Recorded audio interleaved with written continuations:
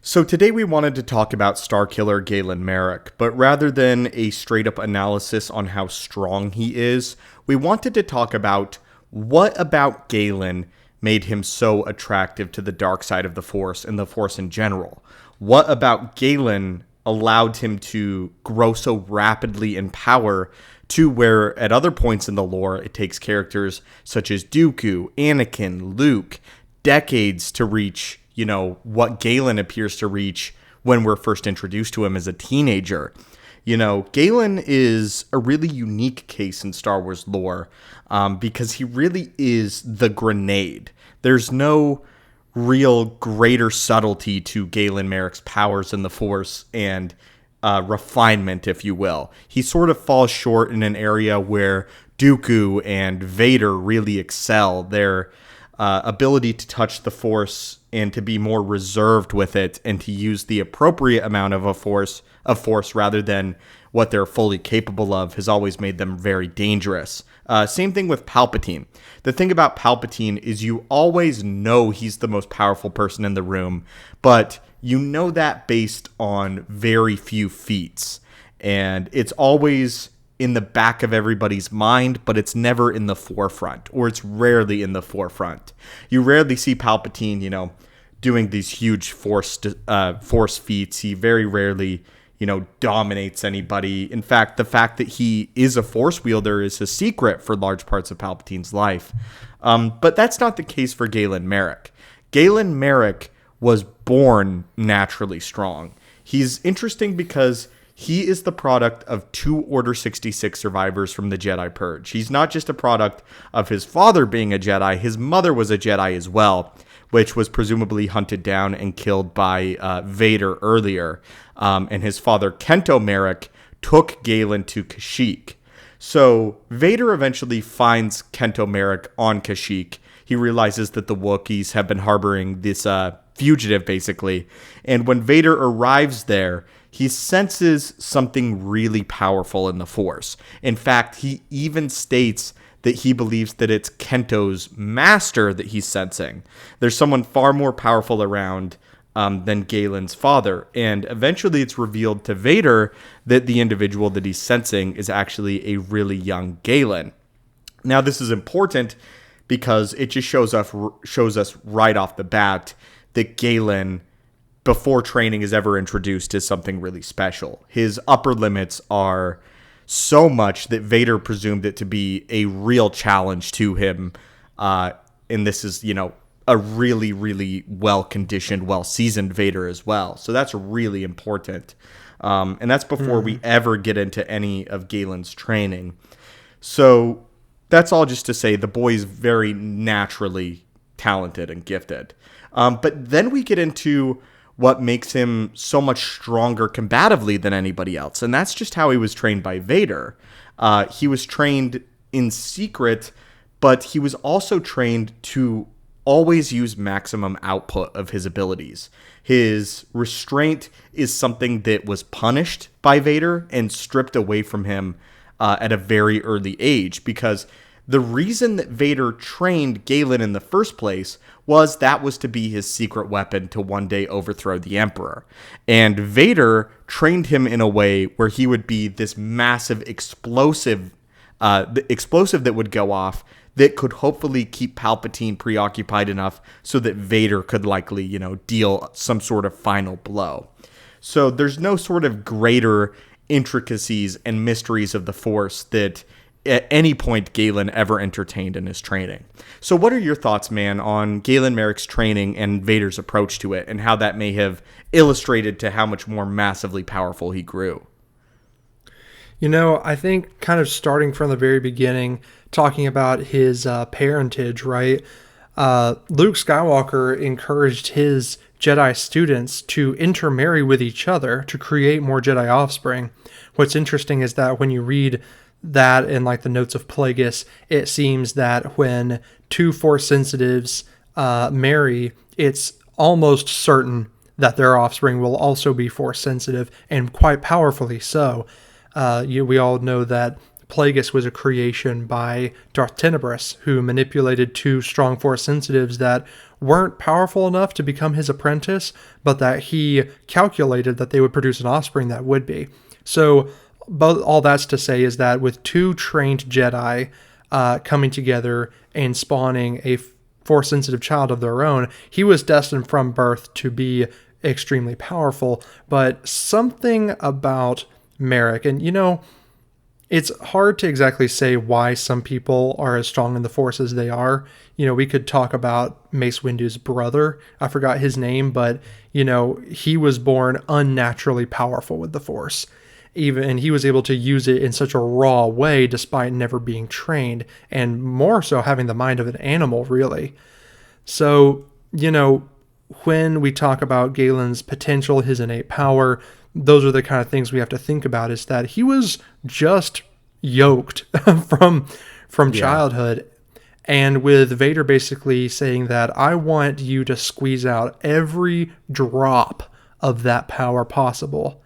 And he did that by building, Vader himself being so good with droids, built the droid Proxy, who was aptly named because this droid was basically modeled after the Jedi training droids from the temple that could become simulacrums of other people. And he trained, Proxy was able to mimic Obi-Wan, Darth Maul, and several other Jedi to constantly drill Galen, so that as Starkiller was growing up, he was being trained on master fighters that he was not able to hold back or use anything less than perfect form and maximum power to overcome these challenges. Just to survive. And so, yeah, literally. His entire childhood was nothing but sheer survival, because here's the thing. That wasn't just a training droid. Vader programmed Proxy to kill him. Like, outright, if he lost, he would die. Wow. So he really is fighting for his life every time he's training. And, Vader knew that Galen was going to have to fight for his life when he fought the Emperor. And you brought up Carvaster, which is a really interesting point. And that is that being Windu's brother, or a member of Windu's clan. Carvaster. That there are individuals out there who have insane potential in the Force in all eras of Star Wars.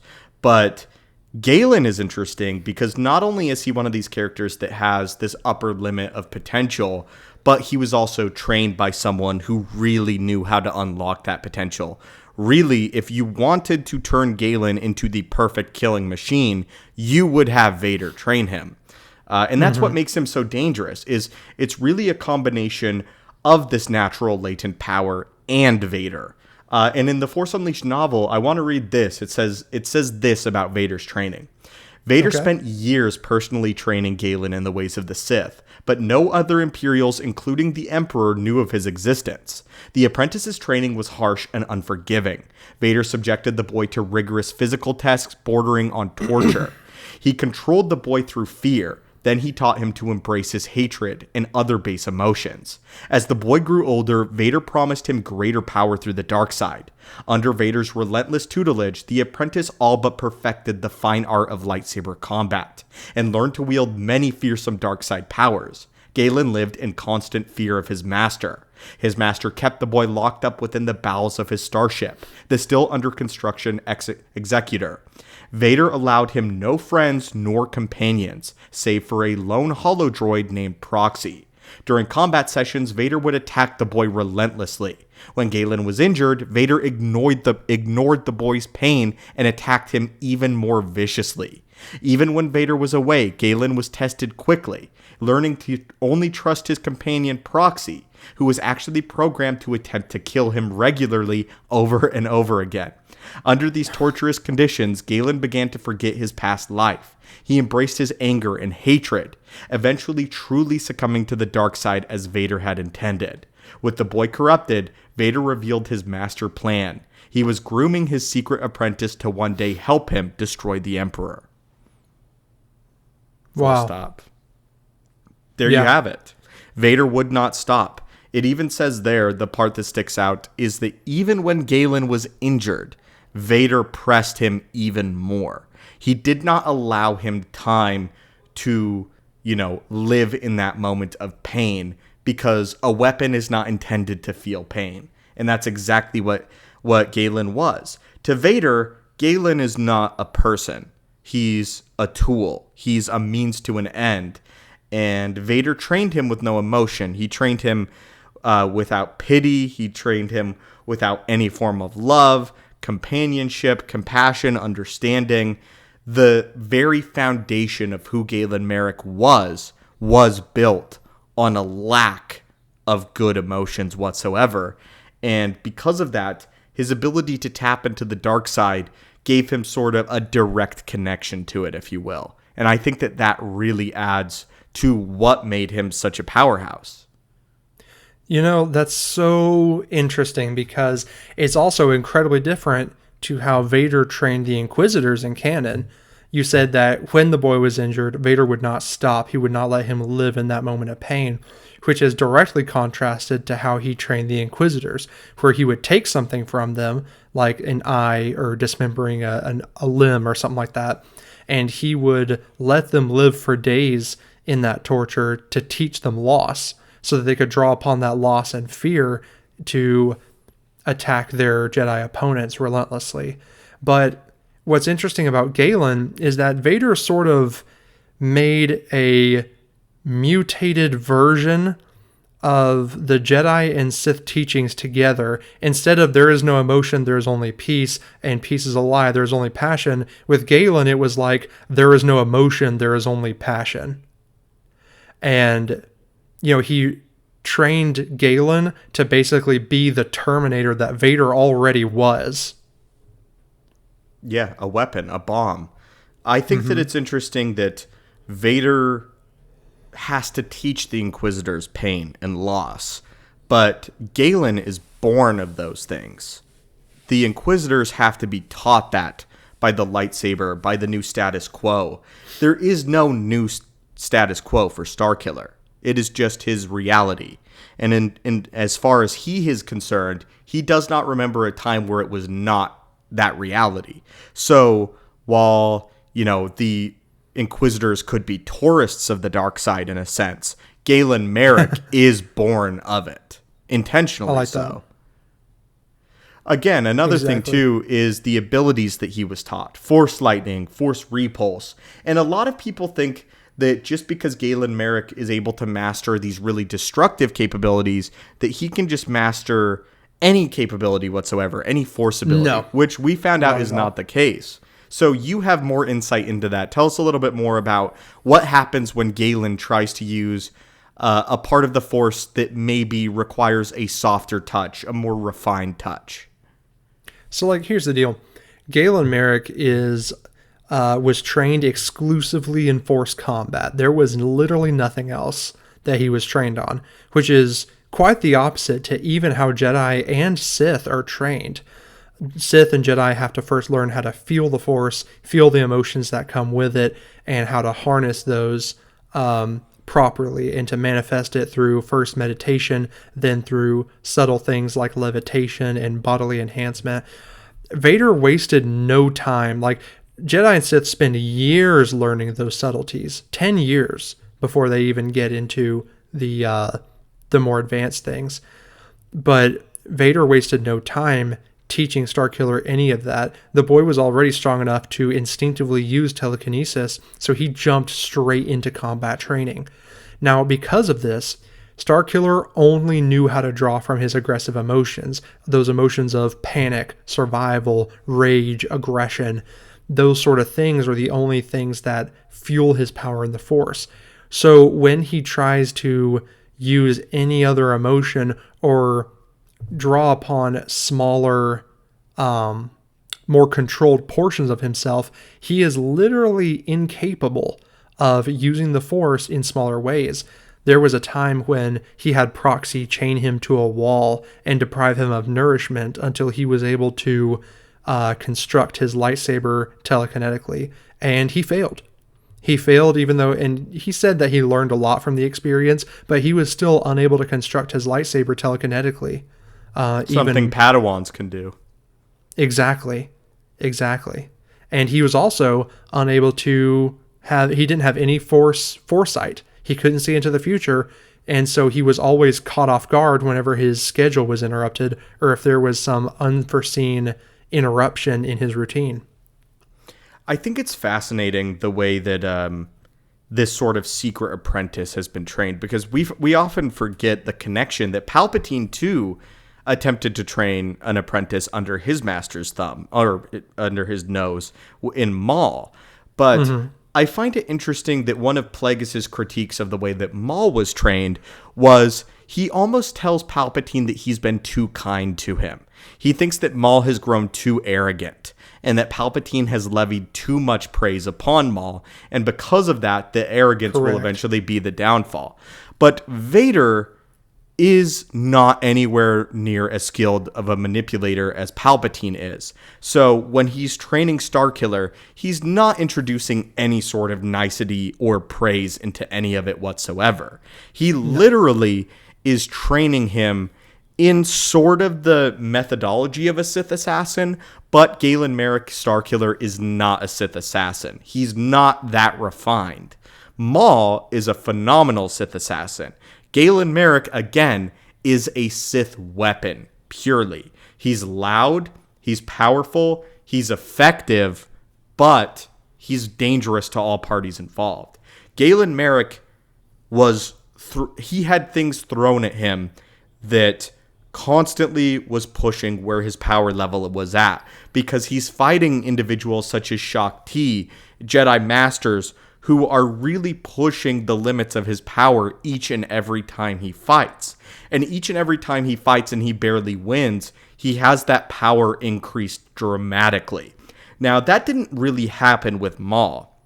A lot of times, Maul was expected to win engagements. Now, obviously, there are times where Maul had real challenges that he faced, but he sort of always had the expectation that he could manage it because he was a Sith and because he was the apprentice to Sidious.